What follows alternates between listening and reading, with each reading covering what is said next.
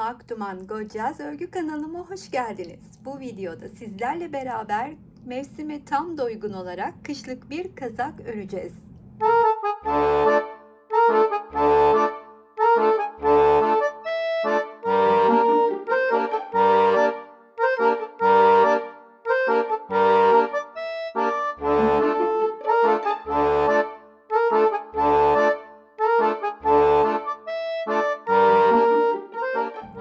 Bu kazağı sevgili kızımın siparişi üzerine örüyorum. Kendisi üstte oturan ama yumuş yumuş kayık yaka bir kazak istedi. Ben de onu örerken sizler de belki örmek istersiniz diye düşünerek videosunu çekmeye karar verdim. O zaman kazağın yapımına beraberce başlayalım. Videoya kısa bir ara. Sizlere katıl butonundan söz etmek istiyorum. Katıl butonuna tıklayarak oradaki seçeneklerden birini kendinize göre değerlendirip bana destek olabilirsiniz. Bütün katıl destekçilerime kucak dolusu sevgiler, teşekkürler. Sevgili Bil Hayal Hobi'nin tavşan ve viskon karışımı ipini kullanıyorum. Şöyle ipimi hemen göstermek isterim size. 2 katı viskon, 2 katı tavşan. 3.25 milim tığ ile örüyorum. Kazağım 4 parça halinde hazırlanıp birbirine eklenecek. Ön, arka ve 2 kolu ayrı ayrı öreceğiz. Şöyle hemen alttaki parçanın, bitmiş olan parçanın ön ya da arka birbiriyle eşit olduğu için fark etmez. İkisinden biri bitti. Şöyle bir modeli beraberce kuracağız. Bakın yumuşacık kumaş gibi inanılmaz güzel düştü. Bu şahane ipler için bir kez daha Bil Hayal Hobi'ye teşekkür etmek istiyorum. Sizler de güvenle siparişlerinizi oluşturabilirsiniz. Yapıma başlamadan evvel hala kanalıma abone değilseniz hemen videonun altındaki abone ol tuşuna tıklayarak ücretsiz bir şekilde destek verebilirsiniz. Yorum ve beğenilerinizi de esirgemezseniz beni çok mutlu edersiniz. Şimdi bu modeli ipi tavşan olduğu için bir de rengi koyu olduğu için anlaşılması zor olur diye herhangi bir koton ipin üstünde göstereceğim. Ben kızımın isteği üzerine body gibi üste yapışan bir model çalışıyorum. Ancak siz dilediğiniz ölçülerde çalışabilirsiniz. Bunun için de üst bedeninizin en geniş yerini baz alarak zincir çekerek başlayacağız. Atıyorum siz tıpatıp böyle hani eğer benim gibi body gibi örecekseniz ona göre ölçü alacaksınız ama daha bol isteyenler ona göre ölçü alıp çalışacak ve üstünüze tuttuğunuzda bu benim için ideal ölçü dediğiniz noktadan üzerine mutlaka 3'ün katları şeklinde zincir çekmeyi unutmayın. Aslında 3'ün katları şeklinde olmasa da olur. Uzunca bir zinciri çekip artanı ucundan geri sökebiliriz. Hani zincir için özellikle bir sayı vermek istemiyorum. İpimiz, tığımız, elimiz, bedenimiz çok farklı olduğu için asıl olan ölçüdür diyorum. Üst beden ölçüsü de alacağımıza göre burada da göğüs ölçüsünün önemli olduğunu oradan ölçü almanızı tavsiye ediyorum. Şimdi ben ufak bir parçada bu modeli nasıl kurduğumu size göstereceğim. Dediğim gibi zincir çekerek başlıyoruz. Şöyle çok büyük olmayan ufak bir parçada anlatayım. Daha sonra büyük parçaları örüp nasıl ilerleyeceğimizi, nasıl birleşme yapacağımızı da göstereceğim.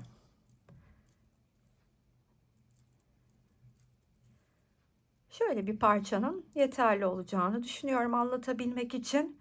Şimdi yeterli miktardaki zinciri çektikten sonra bir 3 zincir çekerek hemen dördüncünün bakın 1 2 3 dördüncünün dibine geliyorum ve bir ikili trabzan örüyorum. Hemen onun yanına zincire yine bir ikili trabzan örüyorum. Bir tane daha örüp trabzan sayımı 4'e tamamlıyorum. Bu da demek oluyor ki benim modelimin, parçamın başlarken ve biterken ki şuradaki ve sonda biterken ki kısmı 4 tane ikili trabzan ile olacak. 3 tane zincirimi çekiyorum. Aşağıdan 3 tane bakın 1, 2, 3 zinciri atlayıp dördüncünün içine gelip bir ikili trabzan örüyorum. Hemen yanına bir ikili trabzan daha. Onun yanına bir ikili trabzan daha. Ve yeniden 3 zincir. Tekrardan alttan 1, 2, 3 taneyi atlıyorum. Dördüncüye geliyorum. 3 tane.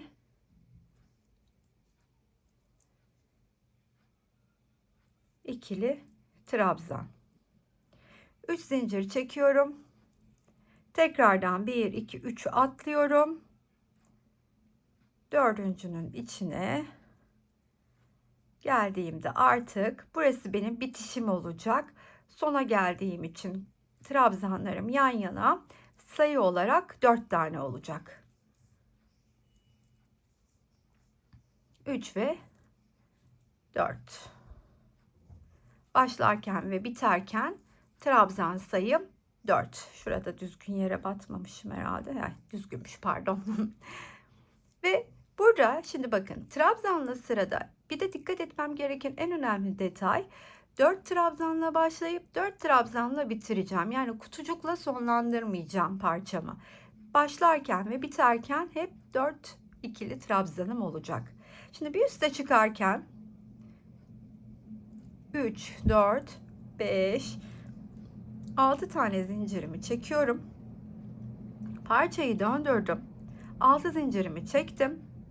Burada bakın, şu 3 zincir çektiğim yerin altındaki 3 zincirin ilkine batıyorum.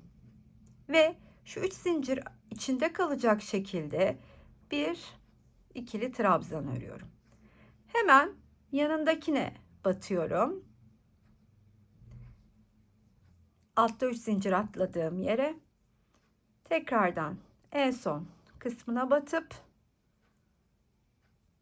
bu şekilde alttan 3 taneyi, ay burada ben yanlış batmışım, bir dakika. Dikkat etmemiz gereken zaten detayda burada, bakın. İlkine batacağım. İkincisine batacağım. Üçüncüsüne batacağım. Ve üstteki 3 zincir de arada içte kaldı.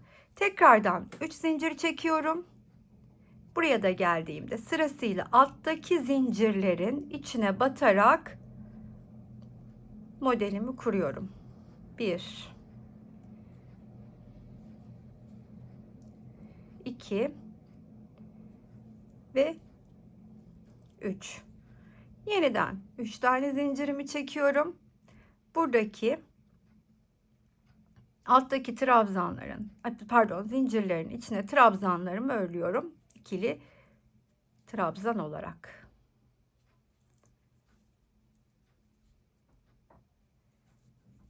Daha sonra 3 tane zincirimi çekip tığın da üstüne ipimi aldıktan sonra buradaki en son bacağın tepesine batıp bir ikili trabzan örüyorum. Bir zincir çekip parçayı döndürdükten sonra tığımın üstüne ipimi alıyorum. Bakın, bir zincir çektim, döndürdüm. Burada lütfen dikkat edin. Burada alttaki 3 tane trabzanın tepesine sırasıyla batarak bu 3 zincirde arada kalarak ikili trabzanlarımı örüyorum.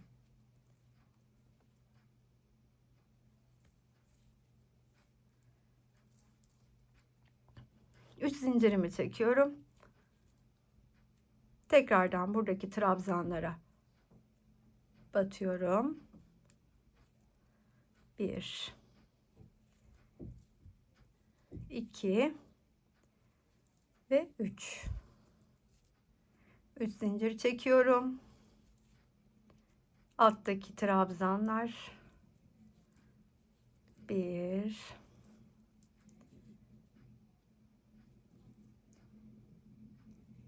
2 ve 3. 3 zincir. Burada sondayız. Yine buradaki, bakın, altta 4 trabzanım var ya, biliyorsunuz. Burada ne yapıyorum? Üçüne şu şekilde batıyorum. Dördüncüye de batacağım tabii ki. Ama ilk olarak içten şöyle göstereyim. Sırasıyla üçüne batıp daha sonra dıştaki zincirden de dördüncüye batıp şu şekilde yükseliyorum. Ve burada artık 6 zincir çektiğim yerdeyim. 2, 5, 6. Tığın üstüne ipimi alıp döndürdüm. Ve yeniden burada sırasıyla trabzanların tepesine batmaya başlıyorum. Hemen ilk trabzanıma battım. 1. Yanındakine battım.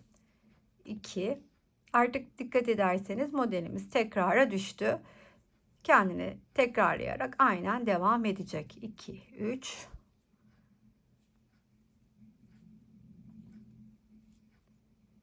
Bir kere daha birlikte yukarı çıkalım.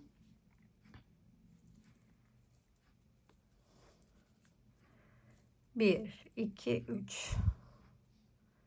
Alttaki trabzan. Bir, iki ve 3. Sona geldiğimde de 1, 2, 3 doladım. Sondaki bacağın tepesine batıp hemen bir ikili trabzanımı örüyorum. Bir zincir çekip döndürdükten sonra buradaki trabzanların tepelerine batarak örmeye devam ediyorum. İlk trabzanım 1, 2, 3. 1, 2, 3 zincirimi çektim. Buradaki alta geldim. İşte modelimin kurulumu bu kadar.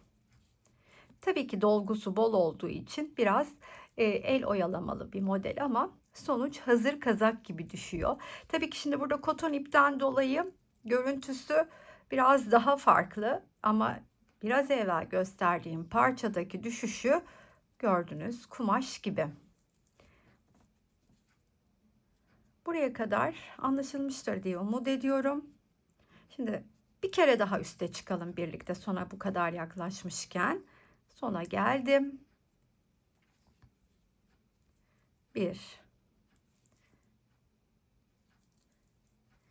2, 3 içeriden, dördüncüyü de dışarıdan bacağımı örüp şimdi ne yapacağım? 6 zincir çekeceğim, yerdeyim. 2, 3, 4, 5, 6. Hemen döndürdüm.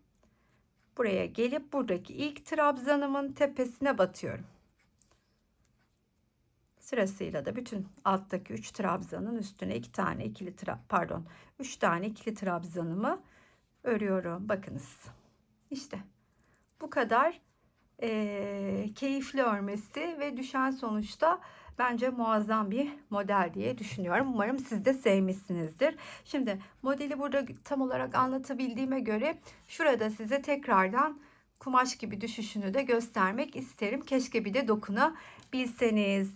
Bunu ölçü olarak vermeyeceğim. Çünkü bir süre sonra saymam imkansız. Kaç sıra ördüğümü fark etmiyorum. Ama uzunluk olarak 50 santim olarak ördüm. Enine gelecek olursak da enim ise 44 santim. Bir parçamın eni 44 santim, uzunluğu 50 santim. Bunu baz alabilirsiniz. Kızım 38 beden, onun üzerine göre çalışıyorum.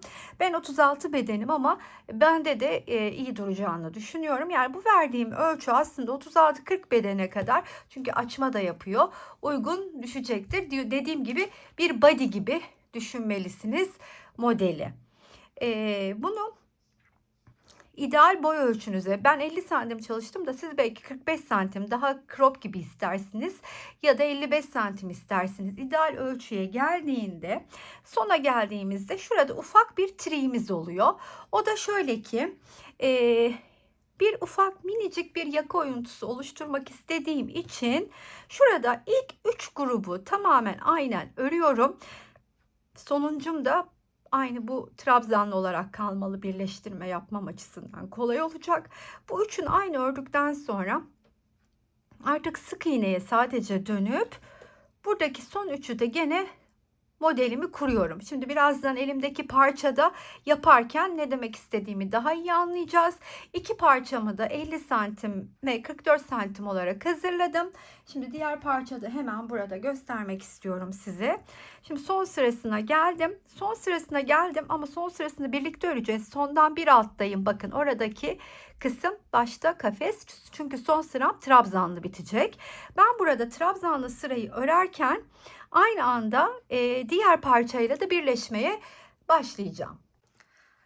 Şimdi bunu örmeye başlarken dediğim gibi eğer benim ikinci parçam değil de ilki olsaydı şu ilk üçünü örecektim ama bakın sonu ve işte başı gene kutucuklu, aynı bitip başlaması gerekiyor. Ayrıca da şunu da söylemem gerekir ki şurada ilk üçünü normal ikili trabzan kullanarak aynı modeli kurarak, yani 3 tane ikili trabzan buraya, 3 zincir çek, 3 ikili trabzan buraya örüp, o parça için, ilk parça için konuşuyorum, bırakıyorum. Sonra sık iğnelerle ilerliyorum. Tekrar sona geldiğimde burada 3 tane ikili trabzan, 3 zincir, 3 tane ikili trabzan yapıp parçamı kenara ayırıyorum. İkinci parçada ise artık o işlemi yaparken diğer taraftan da birleşmeye başlıyorum. Şimdi burada bir zincir çekip parçayı döndürüp ilk ikili trabzanımı örerken diğer parçayı da alıyorum. Bakın bunu. Ve onun buradaki ilk üçlü grubuyla birleşmeye başlıyorum. Bunun için de tığdan çıkıp şuradan tepesinden batıp ilmeğimi içinden çıkartıyorum. Döndüm. Tabi burada biraz görüntüsünde zorlanabilirsiniz ama yaptığım işlemi anlattığım için tahmin ediyor olmanız gerekir. İkinci trabzanımı ördüm. İkincinin içinden geçirdim. Tekrardan dibine batarak üçüncü trabzanımı da örüp burada yine üçüncünün içinden geçirdikten sonra bir, 2 zinciri çekiyorum. Tığdan çıkıp bu karşıdaki 3 zincirli alanın içinden ilmeğimi çıkarttıktan sonra bir zincir daha çekiyorum ve tığın üstüne ipimi alıp hemen şuradaki diğer alta batarak öreceğim kısma, yani son üçlüyü, 3 tane ikili trabzanı öreceğim kısma geldim. İlk trabzanımı ördüm. Bu hemen karşısındaki üçlü grubun ilkinin içinden geçiriyorum. Tekrardan battım. İkinciyi de aynı şekilde ikincinin içinden geçiriyorum. Üçüncüyü örüp çıktım. Üçüncü de buradaki de son bacak artık. Onun da içinden geçirdikten sonra diğer uçtaki birleşim yapacağım yere kadar sadece sık iğne örmeye başlayacağım. Bunun için de hemen buradaki ilk trabzanımın tepesine geldim. Bir sık iğne. Yine geldim. Yine bir sık iğne. Elimi hiç sıkmıyorum. Üçüncü trabzanımın tepesine de bir sık iğne. Şimdi şuradaki geçişi nasıl yapacağım onu göstereyim. Altta 3 tane var. İlk trabzanın tepesine battım. İlmeğimi çıkardım. Bir sık iğne. Hemen yanındakine battım. Yaka oyuntusunu vermek için bunu yapıyorum. Normalde buralara biliyorsunuz ikili trabzan örüyorduk. Bakın 3 tane sık iğne. Şimdi trabzanın tepesindeyim. Üçlü trabzanların, pardon, üçlü grup halindeki ikili trabzanların. Onların da tepesine birer tane sık iğnemi örüyorum. Sonra burada zincirli olan kısma geldim. İlkine battım. Bir, ikincisi, üçüncüsü, tekrar trabzanların tepesi. Son 3 taneye kadar aynı işlemi tekrar edeyim. Son 3 taneye geldi mi yine diğer omuz kısmıyla birleşip parçaları aslında omuzlarından birleştirme işlemini tamamlamış olacağız. Daha sonra yanlardan birleştirerek de kol evimizi oluşturabiliriz. Bu sık iğneli kısımda en önemli detaylardan birisi de elinizi lütfen sıkmayın, rahat bırakın ki yakada bir gerginlik, kasma yapmasın. Son kısma yaklaştım. Son kısma yaklaşırken de şu son üçlü kısmı birleşerek öreceğim ya. Buradaki son 3 tane ikili trabzanın tepesine de sık iğnemi örüyorum. Ve buraya batıp artık burada sık iğneyi bıraktım, normale döndüm.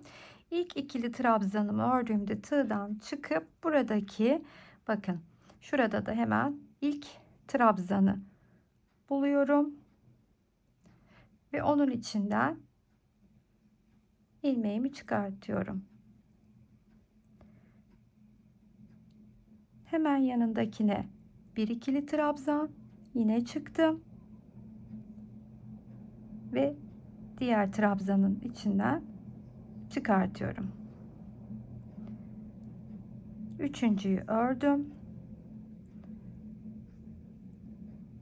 Üçüncünün de içinden ilmeğimi geçirdikten sonra 2 tane zincirimi çekip tığdan çıkıyorum. Karşıdaki zincirli alanın içinden ilmeğimi çıkartıp bir zincir çekip buradaki alt kısımda öreceğim yere geldim. Bakın, zincirin altında batmam gereken trabzanın tepesini buldum. İlk trabzanımı ördüm, tığdan çıktım. Karşıdaki trabzana içinden geçiriyorum. Tekrardan geldim. Çıktım. İkinciyi buluyorum. Üçüncü.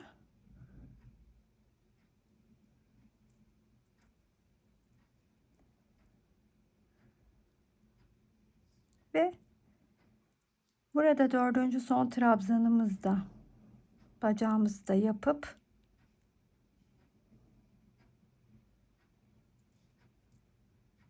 tığdan çıkıp son kez dibine, burada en sonuncuya batıyorum.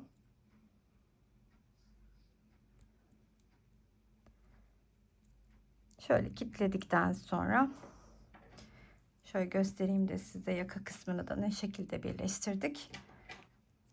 İpimi kesip daha net göstereceğim. Bakınız. Şöyle birleştirmiş olduk. Şöyle katladığımda da çok minik bir eğim var. Çünkü böyle, yani bu şekil olmasını istedi. Derin bir oyuk istemedi. Daha keskin bir çizgi gibi durmasını istediği için bu şekilde çalışıyorum. Şimdi yan tarafı dikebilirsiniz, örebilirsiniz. Bu tamamen sizin tercihinize ve zevkinize bağlı. Nasıl kolayınıza gelecekse. Ben şimdi tığla birleştirme yapacağım ve kolu da çok bolu istemediği için, biraz daha hani dar oturan istediği için şu kısmı çok geniş tutmayacağım. Tahminim böyle 38 santim civarı gibi uygun olacaktır diye düşünüyorum. Ben bir tarafı yapayım, kol evini oluşturayım, diğer tarafı beraberce örelim.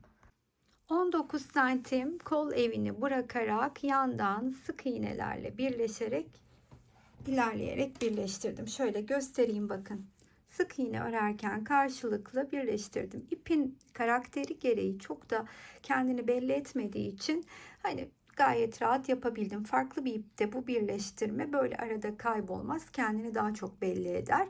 Eğer sizin ipiniz benim gibi böyle tüylü tavşan grubu bir ip değilse, tavsiyem siz dikerek birleştirip ya da kaydırma yöntemiyle birleştirme yaparsanız daha muntazam olacaktır diyebilirim. Birleştirme yaparken 2,5 milime biraz daha ince bir tığa geçmek istedim ki aralara batışım rahat olsun, ama bu benim ince tığa geçişim elimi sıkıp yaptırmam manasına asla gelmez. Yoksa burası şu muntazamlığını kaybedip görüntüde çirkinlik oluşur. Bakın, hiçbir şekilde kasma yapmadan aynı akışkanlığı, muntazamlığı devam ediyor. Şöyle tekrardan size yandan da göstereyim. Bakınız şu duruş. Şimdi geçiyorum hemen bu tarafı birleştirmeye ve birleştirirken de nasıl yaptığımı göstermeye. İlk olarak şöyle hemen üst üste koyuyorum karşılıklı. Daha sonra kol evimi de 19 santim olacak şekilde önden, yani toplamda 38 santim, bir tarafından 19 santim olacak şekilde ilerleyerek birleştireceğim. Kol evi 19 santim kaldığında ipimi keseceğim ve hemen kolu çalışmaya başlayalım. Şimdi ilmeğimi çıkarttım. Burada ilk parçayı alıp, bakın şu zaten hemen başlangıç yeri, köşesi belli. Onun dibine batıp bir sık iğne örüyorum. Tığdan çıkıp aynı yeri karşıda da buluyorum. Başladığım yer orada da belli. Onun da hemen dibine batıp ilmeğimi içinden çıkartıp bu şekilde belli aralıklarla karşılıklı aynı denk gelecek şekilde ara ara kontrol ederek birleştirmeye başlıyorum. Bu tarafta bir tane sık iğne örüp tığımdan çıkıyorum. Karşıda denk gelen, karşılığına denk gelen noktaya batıp ilmeğimi içinden çıkartıyorum. Belli aralıklarla, dediğim gibi şekli bozulmadan bu yöntemle kol evine kadar birleştireceğim. Burada sık iğne çıktım. Karşıda tam denk gelen noktasının içinden şöyle arada da bir eşit gidip gitmediğini anlamak için de kontrol ederek ilerliyorum kol evine kadar. Kol evlerini karşılıklı aynı şekilde oluşturarak parçamı önlü arkalı birleştirmiş oldum. Şimdi sırada buradan kol evinin üstünden başlayacağım. Kol parçasını dilediğim uzunluğa kadar öreceğim. Ben şimdi birini halledip tamamlayayım. Onun üzerinde gösterip diğerini beraber örelim. Ben kazağımın kolunun bir tarafını tamamladım. Bakın, aslında hiç arttırım yapmadan dümdüz ördüm ama kolu ağzı tam istediğimiz gibi ideal ölçüde duruyor. Şimdi yine ben size kaç sıra ördüğümüzü söyleyemeyeceğim ama bakın şöyle önüme alacağım ve kol altından itibaren kaç santim ördüğümüzü söyleyeceğim. Ben biraz uzun ördüm çünkü hani bir tık daha uzun düşsün istedik kollarını. Biliyorsunuz kızımın isteği üzerine örüyorum. Şöyle söyleyeyim, 53-54 santim kadar ördüm. Siz de bunu üzerinize deneyerek tam istediğiniz ölçüye kadar örebilirsiniz. Şimdi hemen diğer kol evinden nasıl başladığımı göstermek istiyorum. Kol evini önüme alıp tam bakın kol altına gelen kısımdan başlıyorum örmeye. Şimdi yine sırasıyla 3 tane ikili trabzan, 3 tane zincir mantığıyla devam edeceğim. Bunun için de belli aralıklarla öreceğim. Batacağım noktaları çok böyle motomot size tespit etmem zor. Göz ayarı da diyebiliriz ama kol ağzını tamamladığımda diğer kol ağzını örmüş olduğum üçlü grup ve üçlü zincir sayılarının bu kolda da aynı olması gerekiyor. Benim diğer kolumda her ikisi de 19 artı 19, yani 19 tane üçlü grubum, 19 tane de 3 adet zincirimin olduğu bölüm var. Şimdi hemen ilk olarak şuraya batıp 3 tane ikili trabzanımı örerek başlamak istiyorum. İlkini ördüm. Arkadan geleni de alayım. Çıkan ipleri de gizliyorum. Bakın belli aralıklarla yan yana 3 tane ördüm.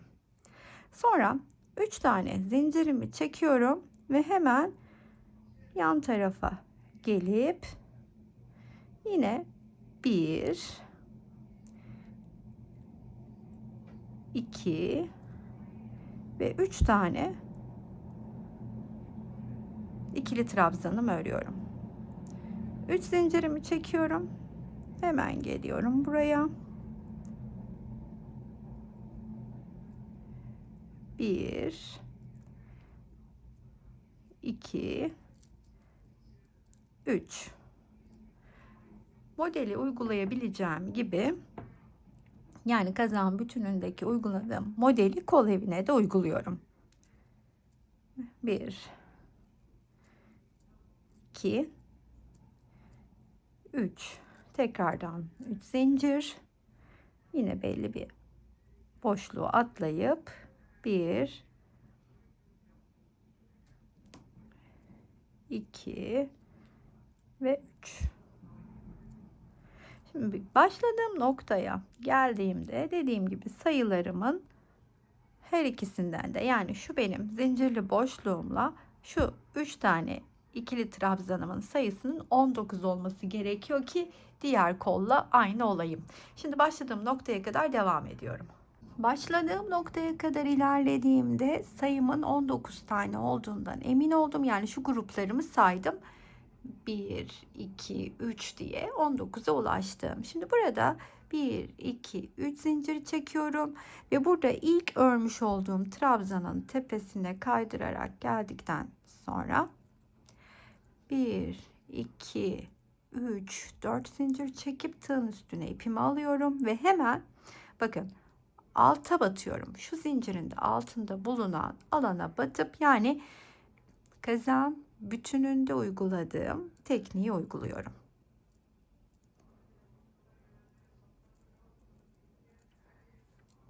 Şimdi burada üçlüye geldiğimde yine üçlü trabzan grubunun üstüne 3 tane zincirimi çekiyorum. Hemen bakın buraya geldim. Yine alta batıyorum. 3 zinciri arada tutarak alta batarak 3 tane ikili trabzanımı örüyorum. Üçlü grubun üstüne 3 zincirle çekiyorum. 3 zincirin altından 1 2 3 1 2 3. Hemen buraya geldim 3 zincirin altına. İşte başladığım noktaya kadar aynı mantıkla ilerliyorum ve diğer kısımdaki bir üste çıkışı da nasıl yaptığımı size göstermek isterim. Devam edelim.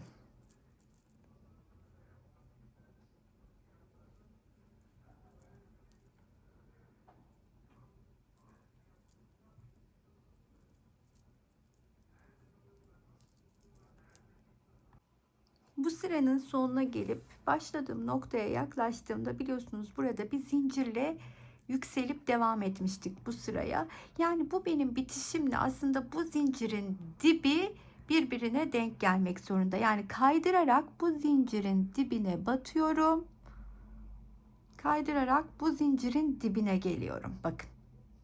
Bu zincirin dibine geldiğimi ben ilk bacağımı bu trabzandan yukarı doğru, yani zincir olarak yapacağım. 1, ikinciyi hemen yakın yanındaki trabzana 3 zincir, bakın arada kaldı. Yine bu trabzana ve burası benim yukarı çıktığım kısım olacak. 1, 2, 3 zincir çekiyorum. Hemen bu üçlü gruba atlayıp bakın bu altta kalan 3 tane trabzanımın içine örüyorum trabzanlarımı. 1, 2 ve 3. Tekrardan 3 zincir çekiyorum. Buraya geldim. Yine bu zincirim içte kalacak. Ben alttaki trabzanların tepesine 1, 2, 3 tane ikili trabzanımı örüyorum. 3 tane zincirimi çekiyorum. Yine burada bakın bu zincir içte kalıyor. 1, 2, 3. 1, 2, 3. Şimdi tekrardan burayı örüyorum. Başladığım noktaya kadar da bu şekilde devam edeceğim. Bir üste nasıl çıkmamız gerektiğini de sona geldiğimde yeniden göstermek istiyorum. Bir kere daha üste birlikte çıkalım. Hatta ondan sonraki sırayı da bir kere daha beraber üste çıkalım.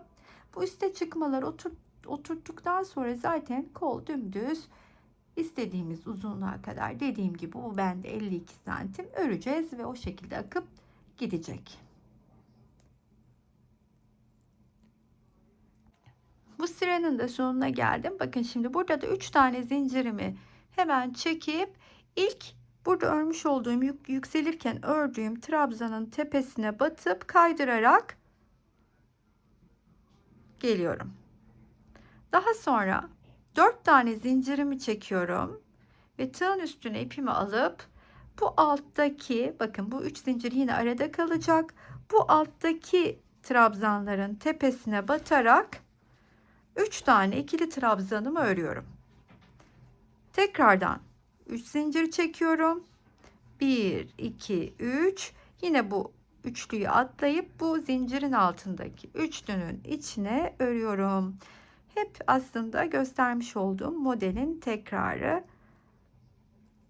Ama bu turu da tamamlayayım. Yine bir üst sıraya birlikte çıkalım istiyorum.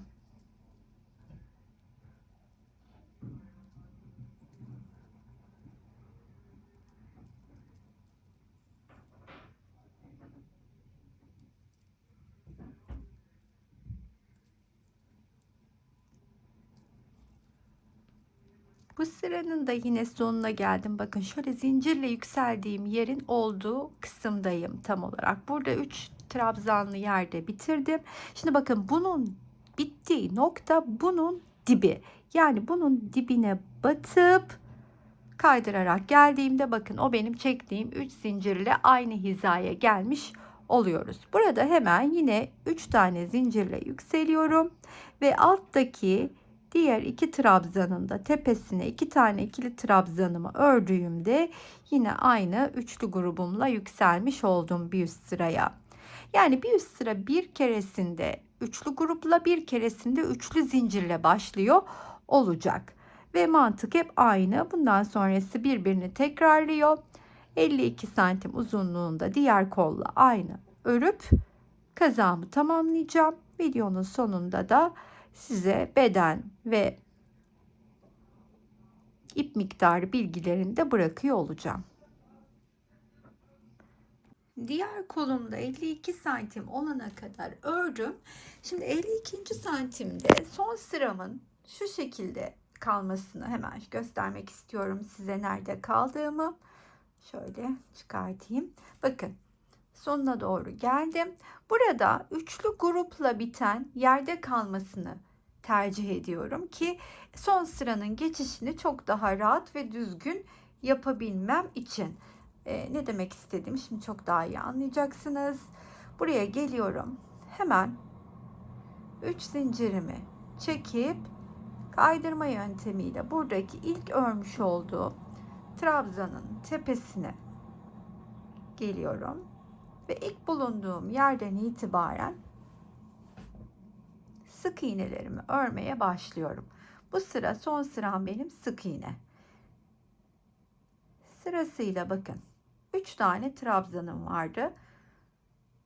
İlk kaydırma yaptığım trabzanın tepesine, sonra diğer iki trabzanın tepesine yaptıktan sonra buraya geldiğimde şu kısma hemen alttaki 3 tane ikili trabzanımın ilkini buluyorum.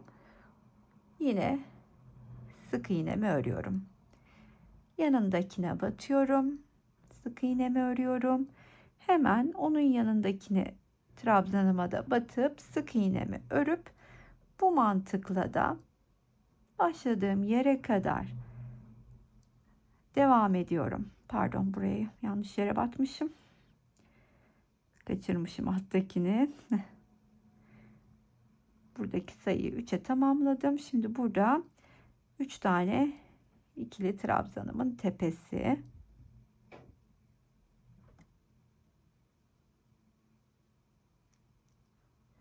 Ve burada da 3 tane alttan batarak 3 zincir arada kalıyor. Aynı mantıkla devam ediyorum başladığım noktaya kadar. Evet, kazağımızda finale geldik. 36'dan 40 bedene kadar uyumlu olacak bu kazağım ki bakın açılma payı da var. Birazdan size ölçülerini de vereceğim. Toplamda 550 gram ip kullandım. Sizler dilediğiniz kadar ebatını büyütebilir, boyunu uzatabilirsiniz. Şöyle söyleyeyim, önüme yatırdığımda uzunluğu 40 santim ama açma yapıyor ve dar istedi kızım. Onun için özellikle dar çalıştım. Boyu ise 48 santim. Yakadan oymalısı var tabi. Hemen şu omuzdan da bir ölçüsünü size vermek istiyorum. Daha net bir ölçü olacaktır omuzdan verdiğim. Şöyle 48 santimde yine omuzdan geldi.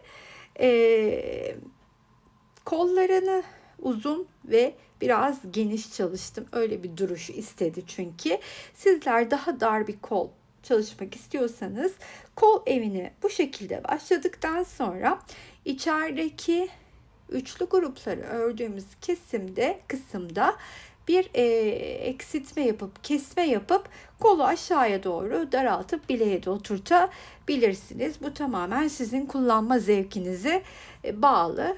Umarım hoşunuza gitmiştir. Bu tekniği kullanarak da böyle sanki şişle örmüş gibi hiç deliği olmayan sıcacık tutacak örgüler hazırlayabilirsiniz. Çok yakında bir de hırka örüyor olacağım. Abone olup takipte kalırsanız zaten yeni modellerimi de kaçırmamış olursunuz. Her zaman olduğu gibi beğendinizse sizlerden bir kalbinizi rica ediyorum. Bilhayal Hobi'ye bu güzel ipleri için teşekkür ediyorum. Buraya kadar izleyen herkese de teşekkür etmek istiyorum. Sıradaki videolarda görüşmek üzere. Hoşça kalın arkadaşlar.